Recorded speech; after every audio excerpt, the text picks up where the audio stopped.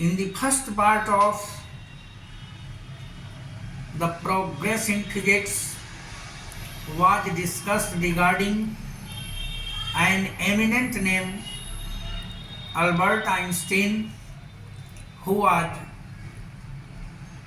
the founder of our modern physics, and his eminent research paper was under the title by which the name special theory of relativity was adopted, and this special theory of relativity was based mainly on the two principles, in which one is known as the principle of relativity and the second one is known as the principle of constancy of the speed of light.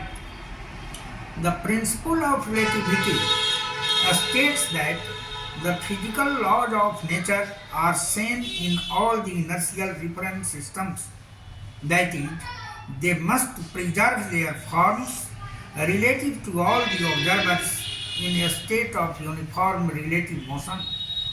The second postulate, that is the principle of constancy of the speed of light, states that the speed of light in vacuum is a numerical constant, that is, the velocity of light is independent of the velocity of an observer as well as the velocity of the light source itself.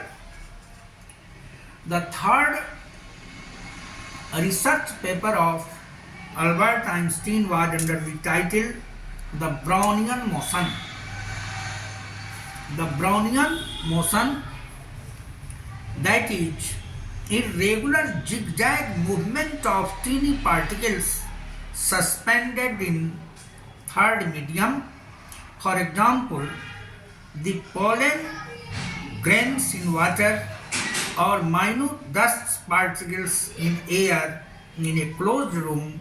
Einstein showed that bombardment of the microscopic particles by randomly moving fluid molecules results in the Brownian motion.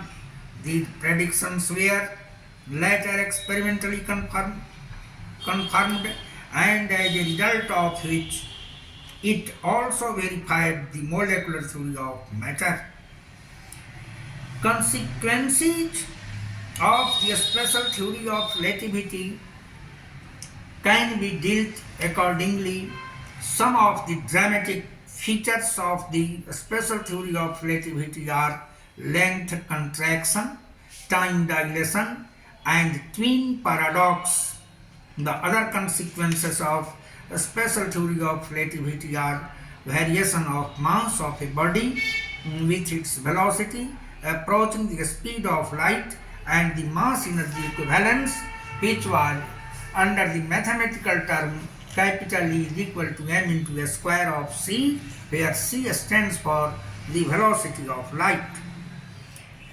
And this result, which was an eminent result and which was of several peculiarities, stated that energy can be transferred into the product of mass and c square, where c has its usual meaning, and vice versa. Einstein further showed that the unified theory of electricity and magnetism is consistent with a special theory of relativity, whereas it is inconsistent with Newtonian mechanics. A special theory of relativity is consistent with quantum mechanics. Dirac proposed the unified format relativistic quantum theory, which further led to the concept of antimatter, and this completes the dramatic change in our classical trend of physics, and one can say that Einstein gave a new look in classical physics, and this classical physics was put in a new form of our new results, and thus the whole episode of classical physics was changed from the time of Dr. Albert Einstein, and we are again going into a new form of our unified universe. That's all. Okay.